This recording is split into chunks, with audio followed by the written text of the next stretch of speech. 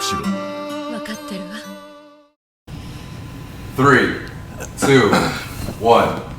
What's up, everyone? Thanks for joining us on this Wednesday afternoon. Welcome to the Tea Time Podcast. Where you don't necessarily need some tea, but grab a drink and join us for today's talk. Yo, wait, hold on, time out. Can we take time out real quick? Have we met before? Maybe. Maybe we should get some introductions going. I like that. I think maybe we should take a tea break first. A tea break. Yeah. I like that. All right. Let's take a tea break. Cheers. Cheers.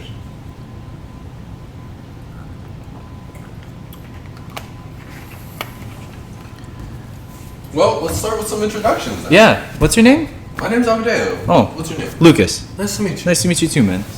Oh. How old are you, Lucas? You know, I'm 25. I'm 25 too. Oh, no way, dude. Yeah. Where are you from?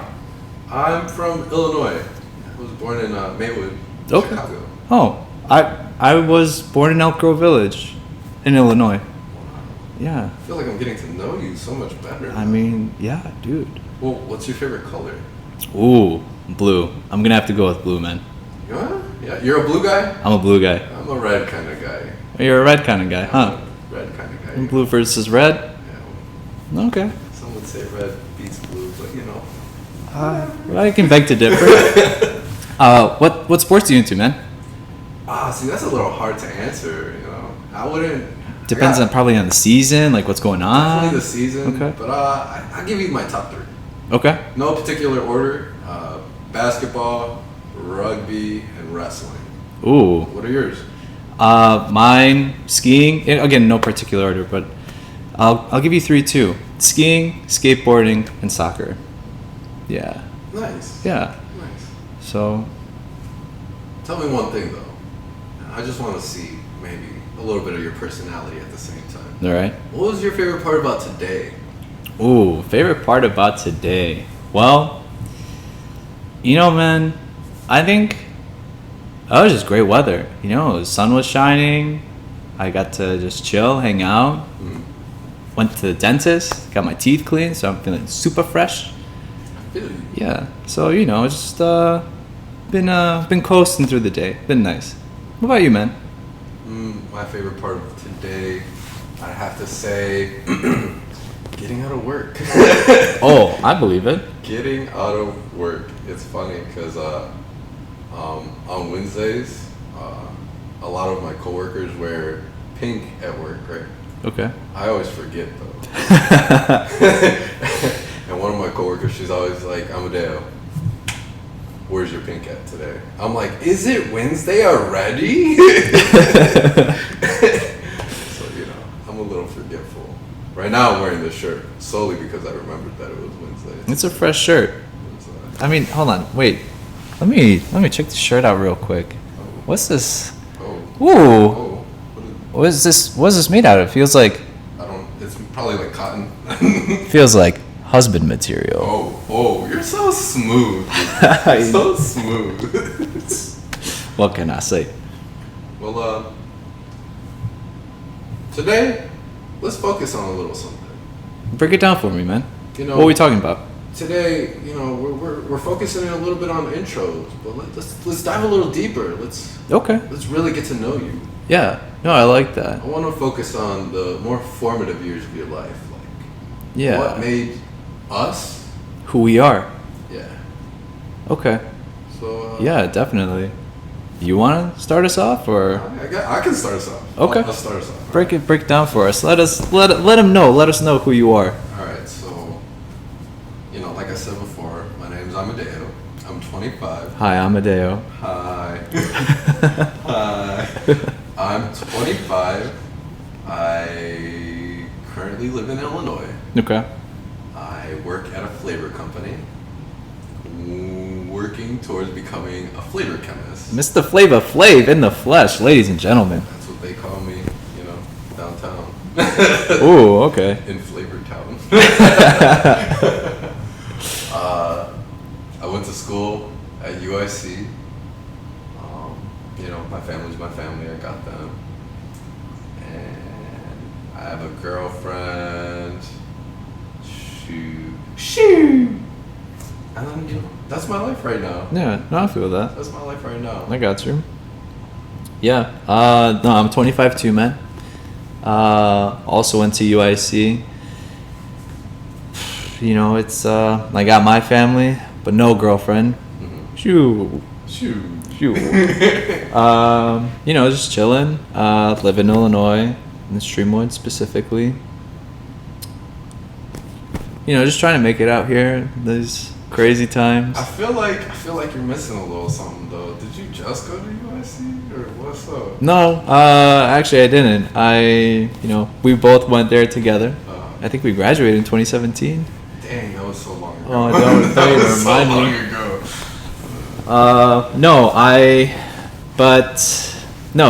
For the past 2 years, past 2 school years, I should say, technically, but I lived in Phoenix. So I was getting my master's degree. Oh, so the boy's a master now? The one and only of disaster. He's no longer a bachelor? Still a bachelor. Still a bachelor. A master bachelor. Master bachelor! Master bachelor. Which I don't know if this is a good thing necessarily, because I don't want this forever, Sue. Nah, but I got my master's degree, graduated in May. And yeah, that was definitely a formidable time in my life. Nice. Going off today's topic, Yeah. So, let's start from the beginning a little bit. Tell us about your childhood. My childhood. Well, I guess I pretty much grew up in the house that we're currently sitting in. Mm-hmm. We lived in a couple houses before that, but then we finally settled here. Been here pretty much ever since. Did you move a lot or no? No, and we always lived in Illinois, just in the surrounding suburbs to Streamwood, so never far from here. So I grew up pretty much in this area my whole life. Never lived outside of it, and other than Phoenix, but yeah, you know what I mean. My childhood, it was pretty good, I guess, for the most part. Made friends in the neighborhood and stuff, but my family's Polish. Both my parents come from Poland, and when my sister and I were younger, my mom would take us back to Poland every year and show us where we're from, our heritage, and also to see friends and family that didn't move to the United States, my parents and grandparents. Yep. So it was always fun. We did that every summer. And then once I started getting into college, and my sisters, once we started growing up, we didn't go as frequently, but that was definitely growing up in a Polish household was definitely a big part of my childhood. It was just Polish in the house, spending time with the grandparents and stuff. So yeah. That sounds very, very nice. Sounds like a very cultural. Very cultural. Yeah. I can imagine the times when you were a child just being with your grandparents, chilling. Yeah. And be like, how do you say honey? Kohani. Kohani, yeah, there you go. Nice. Yeah, it was it was good. I always considered myself Polish born American. Whenever anyone asked me oh, what are you? I always answered Polish. I never even though I was born here, I always considered myself Polish first, then American. Mm-hmm. Yeah. But it's just the bubble I live in. My parents were very adamant about it. And yeah, I mean that's good. That very strong cultural background. It kind of defines part of who you are. Yeah, definitely. At the very end of the day. Yeah. What about your childhood? Let's see. Where do I start? I was born.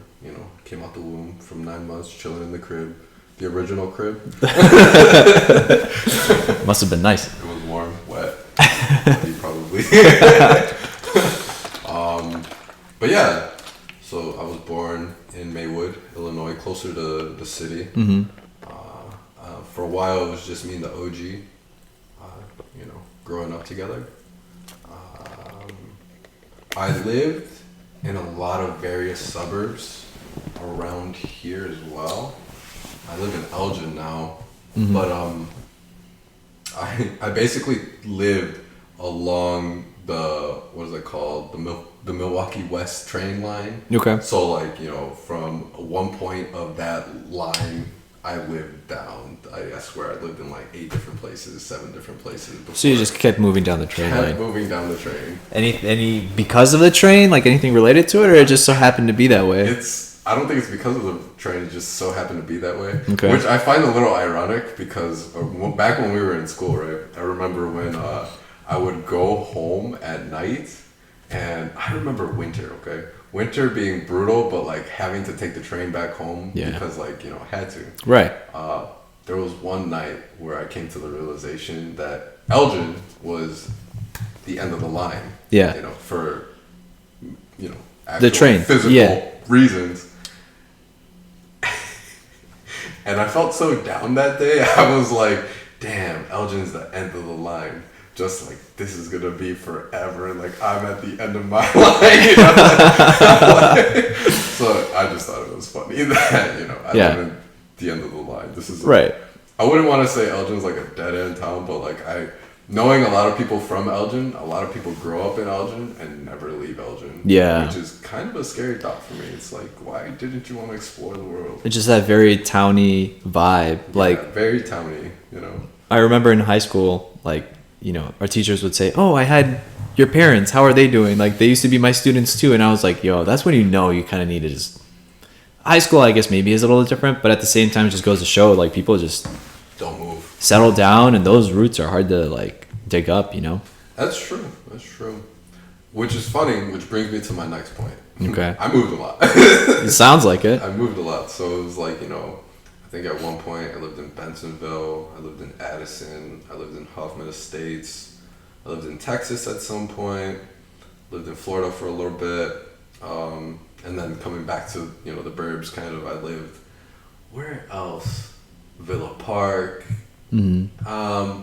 This is all in no particular order, but, right. you know, I moved a lot of places. And so how old were you, or like what grade in school were you when you finally settled in Elgin? I believe I was in 6th grade. 6th grade. I think I was in 6th grade. So then, because like 6th grade, so you went to a middle school, right? Then obviously. Yeah. I feel like... Well, technically I went to elementary school and then I went to a middle school after 6th grade. Gotcha. Yeah. Okay. Do you think that like moving a lot... Well, let me start off with this. How do you feel about the fact, looking back? Well, at the time when you guys were moving up and you were growing up, how did you feel about having to move so frequently? Mm-hmm. And then looking back now, how do you feel about it? Yeah, so like in the past, I think when I was younger, it wasn't hard for me to make friends, so moving wasn't such a big deal. Mm-hmm. And I do believe my mom had a lot to do with that. She was like a Rolling Stone herself. You know what I'm saying? Yeah. So I think that rubbed off a little bit on me.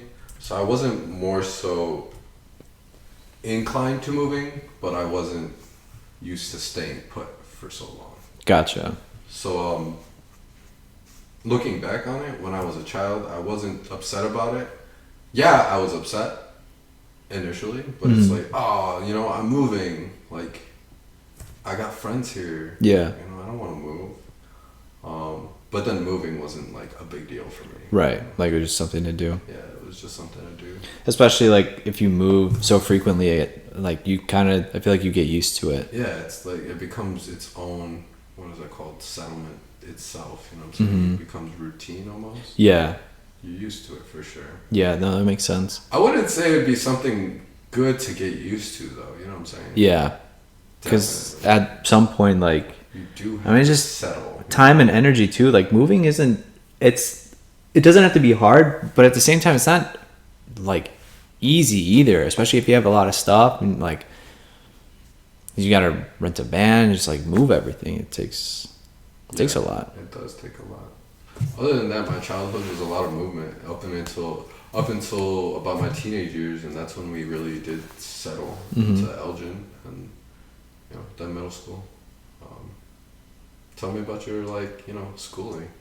Yeah, I went from kindergarten to like halfway through third grade. I went to public school, and then halfway through third grade, I transferred to a Catholic private school, and I was there till eighth grade because it was just K through 8. And it was definitely a change. I feel like when the Catholic school was K through 8, but it was one class of each grade. So there was only one seventh grade class, one eighth grade class, like one first grade class. So it was a smaller school. Very, yeah. And you're pretty much in that bubble the whole time, like When you say bubble, what do you mean bubble?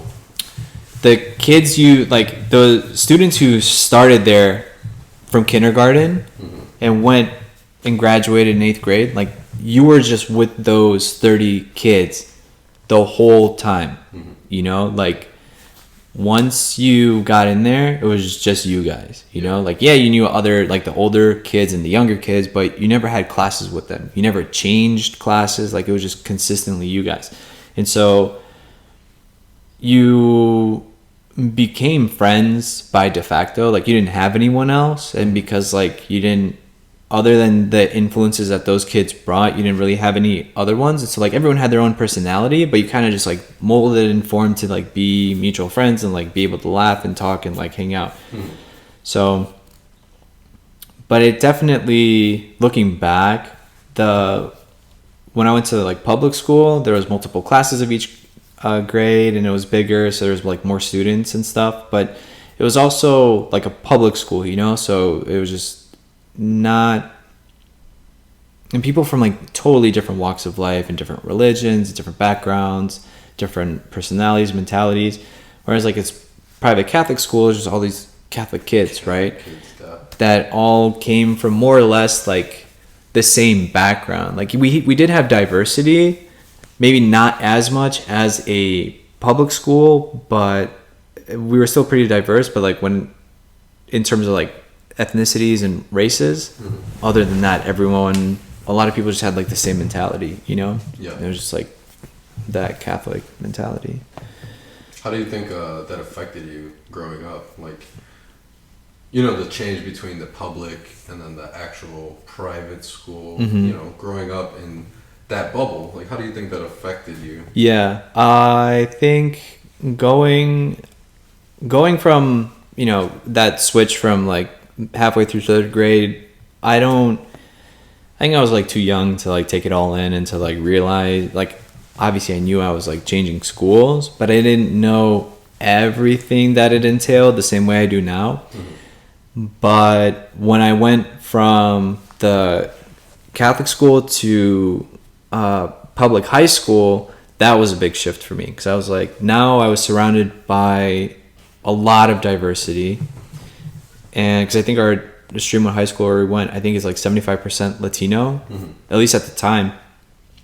So it was definitely a lot more diverse. I mean, yeah, that's 3/4 is just one background, but it's a lot more diverse than the school I went to for elementary. But looking back now, it made me realize that private schools kind of form this bubble you're in, because you're always with the same people, you just know the same friends, the same troubles. But it's public schools almost, I would say it's more real life, and private schools are just a bubble, you have your own communities, and it was such a big shift going to public high school. It really opened my eyes to a whole lot of things, and kind of broke down the innocence that I had, that it just exposed me to a lot more that otherwise was hidden from me.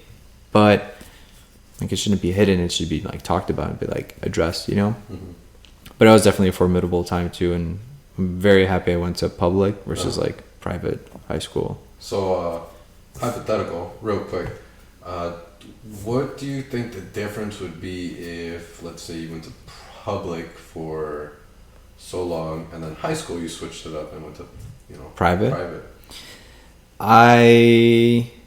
Because, like, assuming that the bubble would still be there regardless, right? Yeah. We kind of went to school in a bubble, too. You know what I'm saying? You mean Streamwood? Yeah. Like high school? Streamwood High School. When we went to high school, we were, I wouldn't say technically in a bubble, but for a good chunk of I'd say, like, the first 2 years, we were, like, in a nice bubble. You know what I'm saying? Yeah.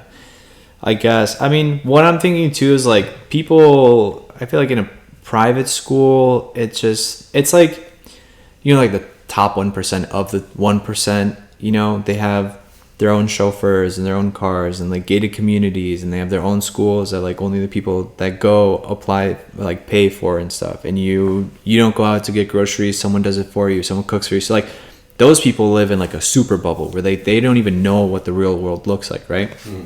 So I see what you're saying, like the bubble. I'm thinking more, I think, like economically.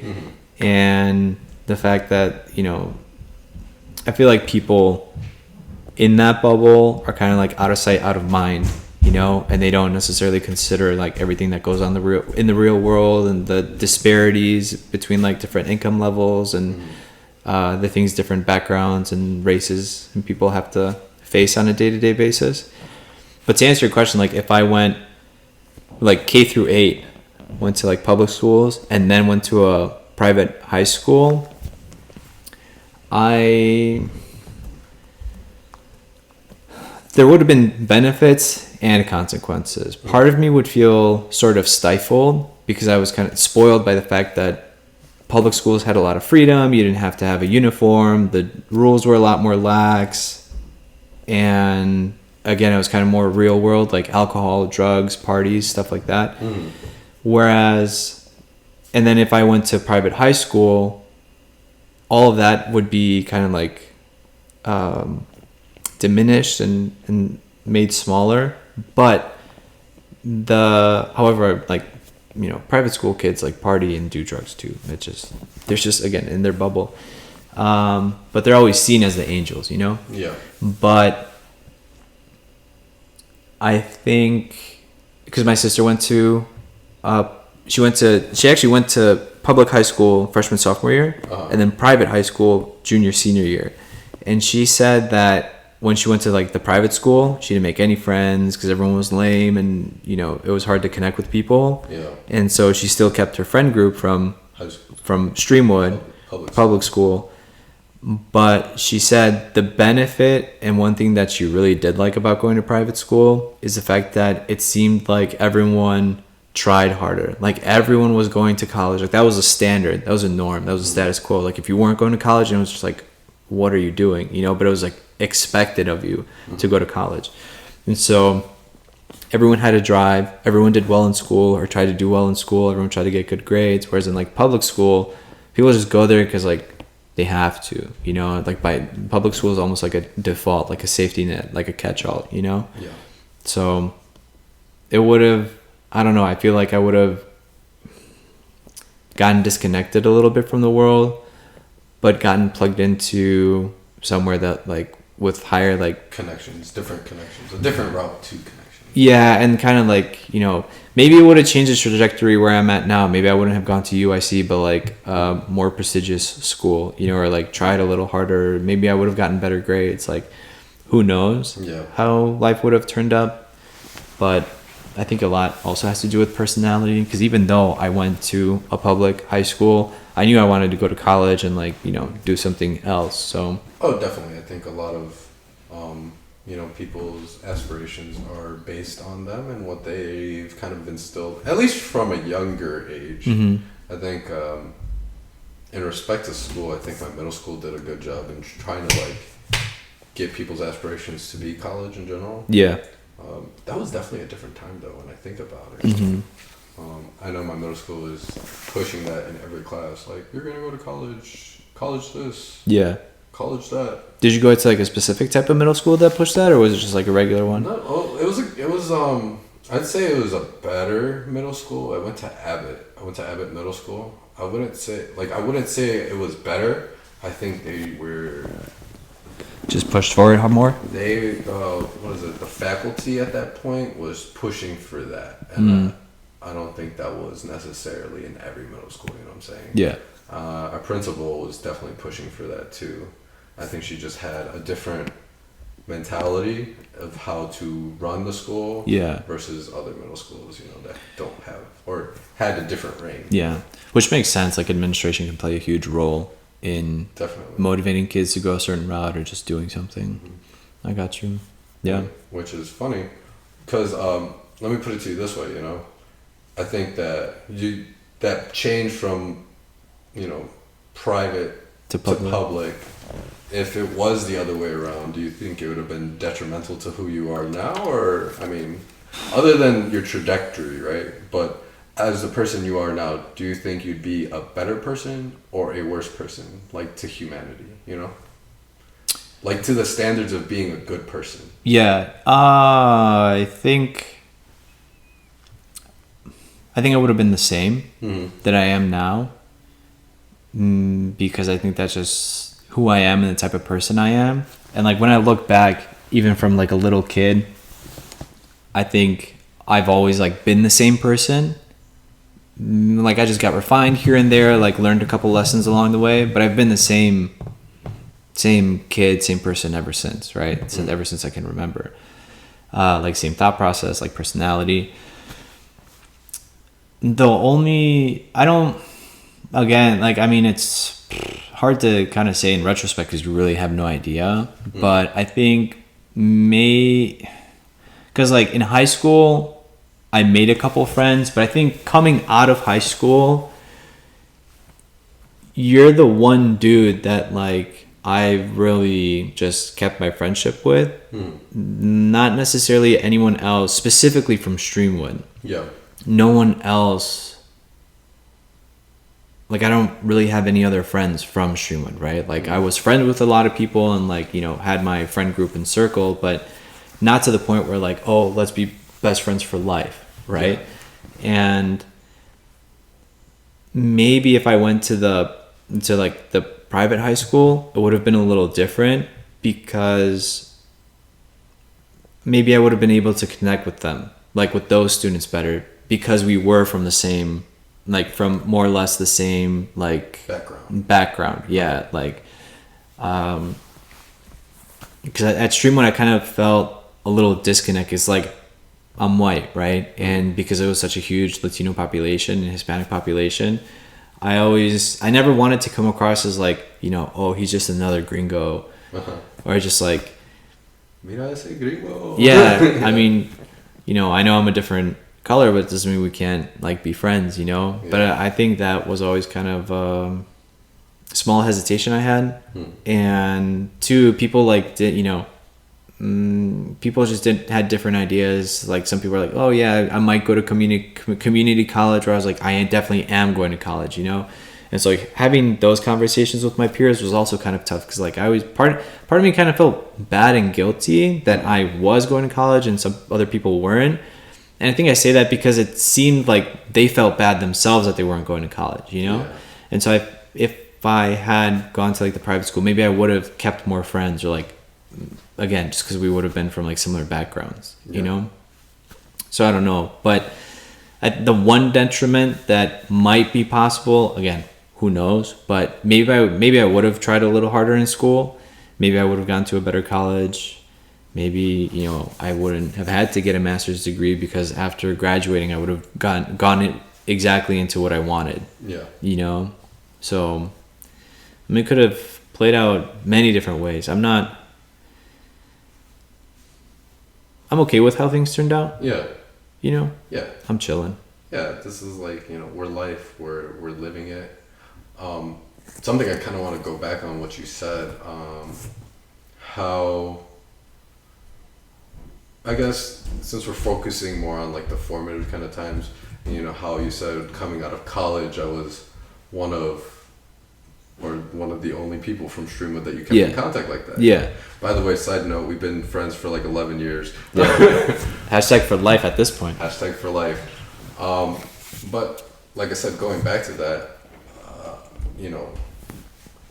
after school, after that, did you branch out more into college? Because I feel like I had a substantial amount of friends in high school too. You know, I think I wouldn't say I was a chameleon, but I did get along with a large majority of people. Yeah. So, you know, going back to the thought that maybe you might have changed stuff, you would have tried harder, did different things, and kind of like the conversation of like, you know, I'm going to college versus, oh, I'm going to community college. I think those things were necessary, you know. I think those conversations were necessary because it opened, for me personally, I think when I think of those things, it opens my eyes to somebody else's walk of life, you know. It opens my eyes to see that they're not on the same journey that I'm on, you know? Yeah.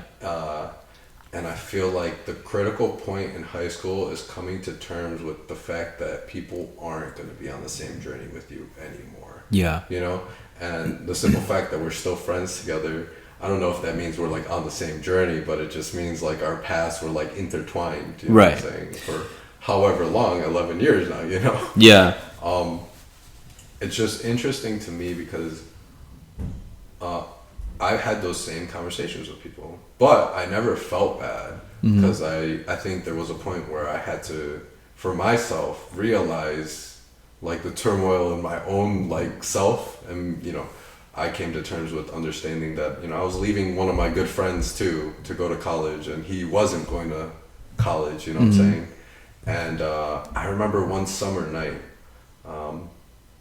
we were sitting outside just on his car, and he's like, well, the summer's almost over. And I'm like, it's not over yet. And it almost felt like I was saying goodbye to him forever. Yeah. It was really sad for me because it was like, oh, you know, it's like he was one of my really, really good friends all the way throughout like through 6th grade to like high school stuff, you know? So when that conversation happened, he was like, yeah, you're going to go away to school and you're going to forget about me. And I'm like, whoa. Damn. Whoa. Like, why would I forget about you? He's like, because that's what happens, you know? That's what happens when you go a certain path. Yeah. That path is for you. Not necessarily like you forget somebody, but I don't think you outgrow people, but you grow differently. You know? Yeah. Yeah. I think I want to make 2 points on that. One, going back to like the, you know, conversations, like some kids were going to college, some weren't. I think it also opened my eyes. Yeah, one, people are on different journeys, but then two, that, you know, there's reasons why people don't go to college. One, because they straight up don't want to and they choose to do something else, you know? And like, it made me realize that like, because I got to know some of these people, I was like, dude, he's a really cool person, or she's really cool, but like, they're not going to college. Okay, they're not bad people, they're just not going to college, right? And like, I think you need, like, the world and economy needs people that don't go to college, like straight up, right? Like, you know, we want restaurants, okay, but you need people to work at restaurants, and like servers and cooks and stuff. Like, you don't need to go to college. Like, going to college would actually be a bad idea if you're trying to go into like that industry, right? Yeah. Or like just labor. And so, you know, like, looking back, it taught me that, you know, not going to college isn't necessarily a bad thing. Two, it also taught me to be kind of like humble and not like maybe more modest and stuff, and not like, because I recognize that like, oh, some people feel bad that they're not going to college, and like, you know, they're getting compared, they don't want to be looked down upon. So whenever people would ask me like, oh, so what are you planning on doing, like, I always, you know, kind of downplayed it, maybe to my own detriment, but especially if I knew I was like with people, like I was in a group of people that weren't like on the same journey or trajectory as me. Like, people, they'd say like, oh, what are you doing? It's like, oh, I'm going to school or going to college or whatever. But I at the time I was like, I was thinking I was going to be a doctor, right? Yeah. But I learned, okay, don't brag like, oh yeah, I'm going to be a surgeon, this and that, you know, because it just makes you seem almost kind of pompous. And it might also, like, some of the other people might lose face and it just might make them look bad. But again, I don't know if that's just me, but I think that's kind of like a stigma here in the States where like, if you don't go to college, what are you doing with your life? True. But the second point I wanted to make, let's see if I can remember it. What was the last bit you said? About making friends, when I was telling the you about the story. conversations. Well, it was more so like understanding that people go on different journeys, Mm-hmm. you know. And then I remember, like I said, that one night where I felt like I was leaving my friend, Yeah. but growing, you know, going to college. It wasn't necessarily. I remembered my point. When I moved here to this house, I remember, I became friends with my next door neighbor because we were in the same kindergarten class. And so when we moved here, I was like, yo, dude, I can't believe we're neighbors. Like, I just saw him outside. I was like, yo, what is going on? You know, I was like so taken aback. And then I remember, like, you know, it was me, him, and like another kid a couple houses down. We were just hanging out one day, and there's another kid like more or less our age, and he was like riding his bike, and we just called out to him and said what's up. And you know, he lives on like my portion of the street too, like on this little, you know, block and sliver.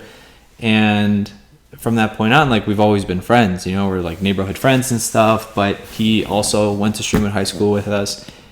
And kind of like what your friend said, like, that's what happens when you go to college. Like, you split ways and like you forget about people. He and I were like really close friends in high school. And then, yeah, when we went to college, like, he didn't go with us to UIC. And he was like doing his own thing. And so we kind of like, you know, split ways almost. Like, we always knew of each other. And like, you know, if maybe we like saw each other, we'd like wave or whatever. But like, things kind of fell apart. Yeah. And then when I came back from Phoenix, I was here for like a month or two and started reconnecting with some friends. And then one other friend that like I was hanging out with, he's like, oh, what's going on with that guy, right? Won't include any names or anything, but and I was like, dude, I don't know, I haven't really talked to him for a while. And he's like, oh, let's hit him up. And so I reconnected with him, you know, and so now we're hanging out, we're like texting, talking, grabbing drinks on the weekends and stuff. So it's kind of like,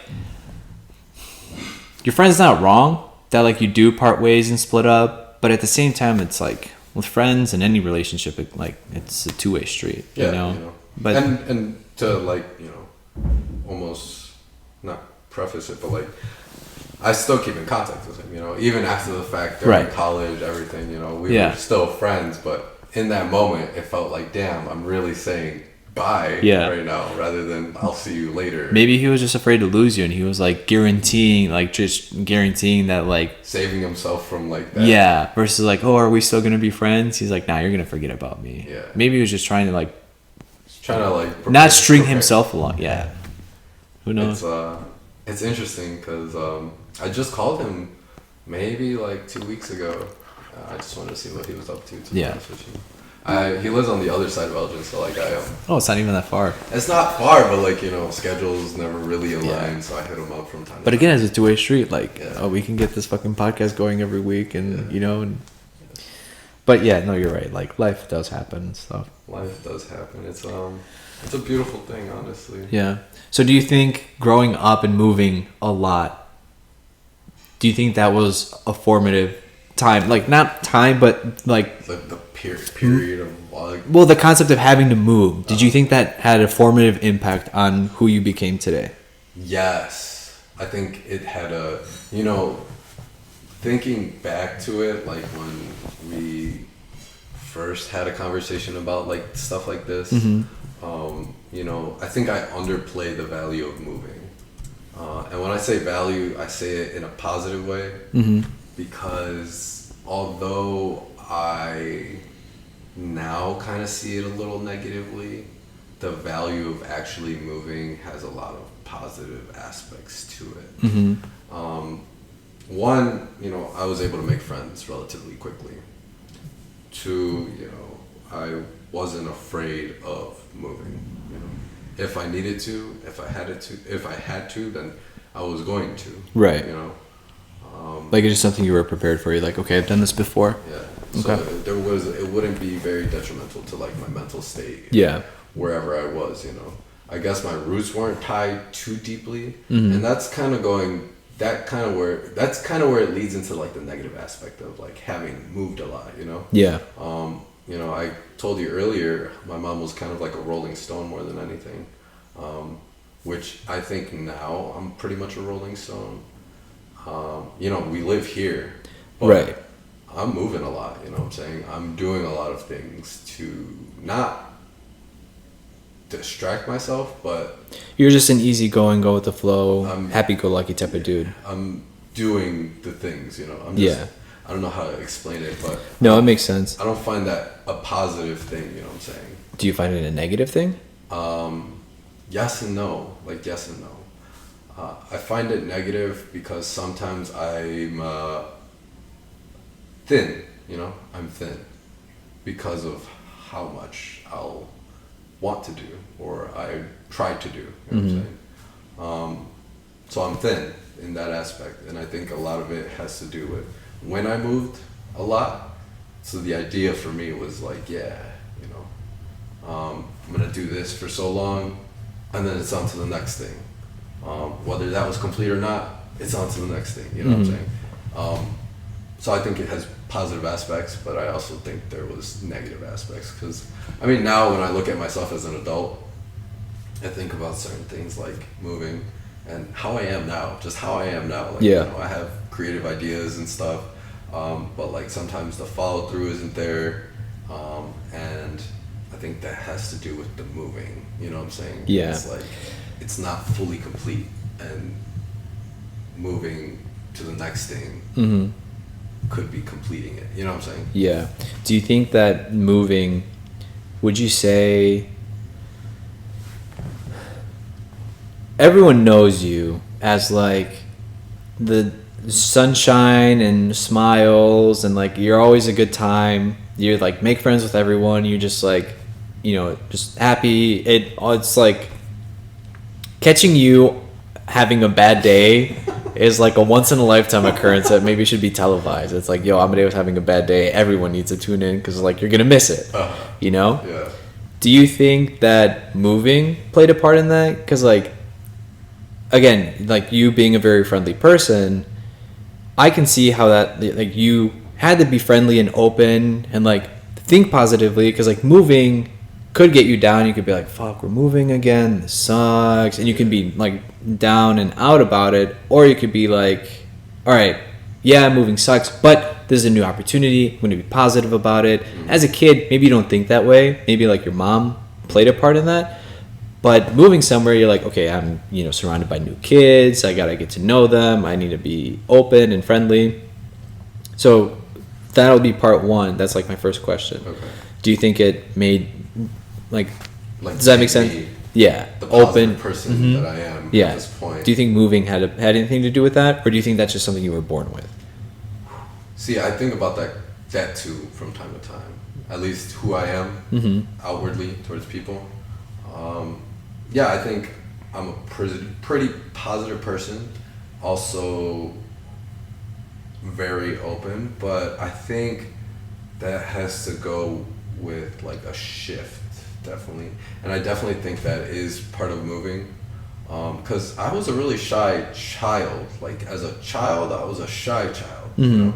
I wouldn't say I was outgoing or like, putting my best foot forward sometimes. Could have fooled me. Yeah, see, so that's what I'm saying. When I was younger, I remember going to my godmother's house, right? There was a lot of them. Her family was huge. But I was always so shy to just say hello to everybody. You know what I'm saying? Yeah. Because it was, one, an overwhelming amount of fucking people. It was a lot of people. Yeah. Two, I was just a little, boy. Like I was like, you look at me now, You're a man. I'm like, bigger for Yeah. sure. I'm So more you're- built. But when I was younger, I was like this little Pipsqueak? toothpick. Yeah, I was a little toothpick, pipsqueak. Yeah. And I was shy, Yeah. I guess moving did help me kind of Break that. break that shyness for Yeah. myself and like move into more positive aspect. I do believe I always had that positive energy though, outwardly, that didn't show until the moving stopped. Okay. Part two. Okay. Do you think that because you had to move so much and people were coming and going, and as a kid you were kind of getting used to that, do you think that kind of made you more shallow in relationships? in the sense that like you're like, oh yeah, I'm friendly, we can talk and be friends, but you never really like establish strong connections. Dove into them, right? What's so funny is that like I find that moving was the contrary to that. I think I'm very good at building deep bonds really quickly with people Because you know that like you might move and you're trying to like keep them going, right? Yeah, I think knowing that like, you know, not being a Debbie Downer, but knowing that maybe tomorrow's not promised, you know. I got kind of put my best foot forward in a relationship. Like, you know, when I first met you, like, I was just like, hey, Lucas, you want to hear some drama? I got some drama that I gotta just get off my chest. And you spilled the beans to me. I think we were in keyboarding. I was like, yeah, break it down to me, man. So, like, you know, I kind of just dove right into it, you know what I'm saying? There wasn't like, hey, you know... What's your name? You like comic what's your books age? or something? Yeah. What's your favorite cartoon? What's your favorite color? Yeah. What sports do you like? Yeah, so there wasn't that. We just kind of... I dive into a relationship like that. Are you telling me we started our relationship backwards? We did. Like today's questions should have been those? Or then... Possibly, you know? Yeah. No, I mean, it makes sense, man. But... So, enough about me. Like, you know, I'd say definitely for me to like define what our topic is, the formative years for me, I think a lot of it was when I was younger. Obviously, you change growing up and whatnot, but I do believe moving a lot played a big formative part in my life. And looking at it in retrospect, I think it has its positives, negatives. But I'm grateful for what I've experienced. It wasn't, you know, I wasn't just stationary. Right. One thing I do wish I did have more roots, at least culturally, you know. Okay. And going back to you, it's like, you know, how do you feel like being more cultural, being more immersed, how does that make you feel? Like, what do you think that's added to your life or maybe taken away from your life? You know? Yeah. I think it added a lot because my parents were always big on travel too and just like learning different cultures and stuff. And the nice thing about Europe is, I mean, Poland's the size of New Mexico, right? And so traveling, and once you're in the EU, like traveling across borders is super easy and simple too. So whenever we went to Poland for the summer, we wouldn't just stay there. We'd like, you know, borrow a car or rent a car, like borrow a car from a family friend or something for a week and just go somewhere, you know? And I remember like, we would drive to Italy and Croatia and like Germany and just like all places around. And it definitely, Poland alone opened up my eyes because I saw a totally different world, you know, than what I was used to in the US. I was like, cars are different, people are different, food is different, how you act is like, interact with people is different, social norms are different, you know, like there, men wearing side bags, like over the shoulder, is totally cool. It's even a fashion statement, you know, like, oh damn, check out his bag, it's really cool, you know, whereas here, the way some people in Poland dress, you'd be like, dude, that guy is totally gay. Whereas like, no, he's not. Suspect. Yeah, you'd be like, yo, max sus. Yeah. Whereas there, he's like, no, he's not. He's married and has like 3 kids, you know, and like. That's just his fashion. Exactly. So it's just, it opened my eyes to be a little more considerate of that, you know, and not so quick to judge. And I think it definitely played a big role. I mean, the world's getting smaller and smaller, right? Yeah. Social media is growing up, like blowing up, and I mean, it's blown up already, but with every day, we just get more connected, right? Yeah. And so it breaks those boundaries, but I was able to experience that earlier on from, you know, as a kid. And I think it definitely played a big role in me just being more open and,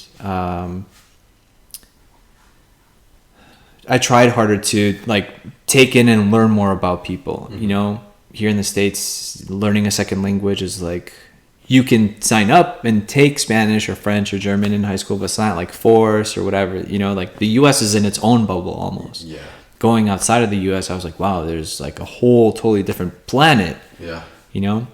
So I think that part of my childhood was definitely formative to the Catholic school part was also formative in the sense that I want to say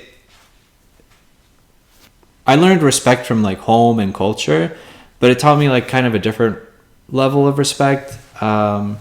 Yeah, you are pretty formal. Like, you're a very respectful person, you know, going into maybe my home, and I gotta assume other people's homes in general, just from the way that you present yourself, at least outwardly to people in general, you know. And I think, that's good and bad, because I don't have like an on and off switch where I'm like, okay, here I don't have to be as formal, like I am who I am, and like these are things are just like that are coded into me, and so while it's really good in formal settings that I can be that formal, in really casual settings, I think it puts people off a little bit. They're like, oh, maybe he's shy, or maybe he like doesn't. I feel like people pick it up as like, oh, he doesn't want to be here, or he doesn't feel comfortable, or like, maybe there's something wrong with us, or he doesn't like us. When it's like, yo, it's not that at all. Like, I just come from a different background, like for me growing up, I was always taught like, it's always the older person that gives you their hand, so like if I was meeting family friends and they're older, like let's say 20 years older, right? I wouldn't be like, hey, what's going on, mister? I would say like, hello, mister, blah, blah, blah.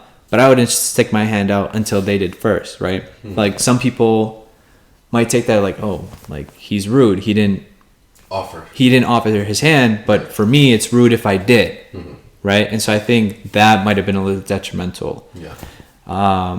But then going to high school, those were also formidable years, because I was like, my eyes were open to like parties. And I remember freshman year when I saw grinding for the first time at homecoming, I was like, what is going on? I need to be on that dance floor, Yeah. So it was crazy. And like I feel like I kind of became more of who I wanted to be. I was like, just more open, outgoing, go with the flow. And it was just like cool, very relaxed. And college was its own formidable time too. And then these last years in Phoenix, when I had to live alone, it was like totally different state, didn't know anyone there. I definitely did a lot of reflecting, had a lot of time to myself, and those are also formidable too. Like I just learned about who I am and was like, all right, this is me, and just like became one with that concept. Yeah. So break down to me a little bit. Who do you think you are at the core and at the apex of, this whole time, at least towards the end of your reflection at Phoenix? Like, do you think you are still to the core the same person? Like, to the core, what's your core values like as a child, You were formal, more formal than, what I'm saying? You were, I wouldn't say more cultural, but like those were the things that defined you. Do you find that now you're the same, or? Let me put it this way. The person that I think I've become, master of a disaster. Oh God. with the Bachelor. No, I very strongly think I'm like still the same person. I didn't like go through like a personality change or anything. I think I just became a little more like, I grew some tougher skin in some places, opened my eyes to different concepts and things that go on in the world. But I think the past 2 years, I've come to terms with who I am, and the fact that like I feel like growing up, and I'm kind of the person that's like easily influenced by, not to do something, but I have like, just agreeability to do stuff. Well, like kind of, I want to say like those voices in your head, it's like, oh, you shouldn't do this, or you should do this, or like kind of like people judging you and like being self-conscious. And when I was alone, I came to terms, I was like, look, I am who I am, and if there's something that I don't like about myself, then I need to change it. If there's something about me that people don't like, then that's their problem, And the reality is like, there's a million genres of music. Not everyone's going to like all of them. It doesn't mean those genres are bad. It just means that they're not for those people, right? I'm just another genre a person, of humanity. And there's people that will connect and appreciate that and like it, and there's some people that won't, and vice versa. So I think that really helped me kind of be comfortable with who I am and know that I'm not a bad person and I'm a pretty cool guy, you know? Yeah. So I think to answer your question, I think I'm a pretty cool guy that's understanding and open, maybe a little too formal, but like, you know, I've been described as like nonchalant, very like, you know, just down to earth, a little monotone, but like I can definitely get hyped when the time comes, but I think I save my emotions for when I genuinely feel them, because some people are like, oh dude, that's my favorite band, they're like always hyped, they're like always a lot of energy. I'm like, okay, well if you say that about this band and this song and you say it about another song, and it's like, okay, so which one like is your favorite? Which one is real, huh? Yeah, Pick one. exactly. Pick one. So I think, you know, I'm just like really cool, mellow, just like, you know, chill. I think maybe sometimes that puts people off because like they just think like, oh, you know, maybe he's not having fun or whatever. It's just like, and yeah, I can see how that's true because it's like, okay, if, you know, I'm not shouting and like, you know, hyped or whatever, then people might be like, okay, well, he's not really showing much emotion. But when I do show emotion, like you're gonna know it. Yeah. You know? Yeah. So I don't know. It's for me, I find it a little funny how we're friends because we're a little bit opposite. kind of. We're a little bit like opposite in behaviors. Like I'm Yeah. I'm the hype man almost. Yeah, and like in social set, like socially, we are opposites. Yeah, socially for sure we are opposites. But like we share a lot of common thought processes. Like honestly, even our interests are different. Like we don't like we have similar tastes in music, but we don't listen to the same music. Yeah. We don't practice the same sports. Yeah, we're like very. We don't have anything in common. The fuck are you doing here, dude? Get out of my house. No, that's why I find it funny. Like this relationship that I have with you is just like, you know, I find that it's very genuine. You know, it's very genuine because like regardless of who you are and your interests, like I wanted to know you and like I appreciate you for who you are in general. You know? I appreciate you too, man. Of course. Yeah, dude, I wouldn't. Fuck, if I didn't like you, I wouldn't have been able to put up with you for 11 seconds, let alone 11 years. Facts. Would have left you in fucking high school. I may be a lot, actually, for people. Never enough for me. Never too much, never too much, never too much. Yeah, so. But, you know, I'm glad our friendship has flourished. And oh, yeah. Would you say you become the man that you've always imagined yourself to be, at least at 25 now? That's a tough question. One that I don't think I've thought of. Like, when I was growing up, people always like, oh, what do you want to be, you know? And I had this idea that, oh, I want to be a doctor, I want to be a surgeon, finish med school, and, you know, help people that way. But then junior year in college, when I realized that's not the path I want to take, it kind of changed for me. Like, it's not like my world came crumbling down. I was like, oh my God, I don't know myself. I don't know what I'm going to do. It was just like, okay, that's not the person that I'm going to be. That's not, I was following a trajectory that wasn't the person that I am, you know, like that was an offshoot. Yeah.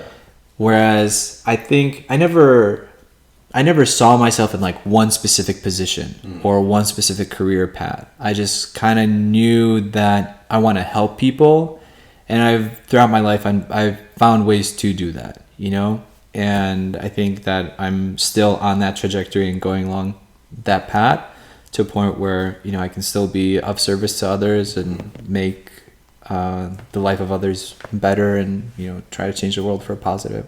So I think, could I have done more with my life up to this point? Yes. Am I regretful that I haven't? maybe a little bit.